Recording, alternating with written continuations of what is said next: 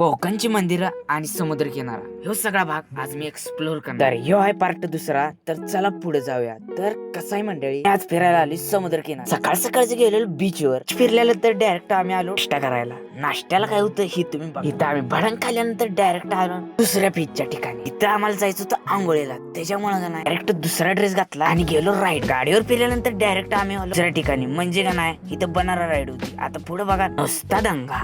तर मंडळी आता आम्ही चाललो बनारा राईडला. आता जाणार आहे 100 रुपये दिले.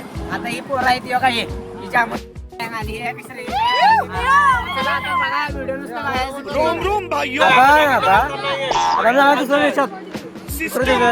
तिथून काढाय नाही तिथून आणणार आता आम्ही तिथे पोहोचूया ना.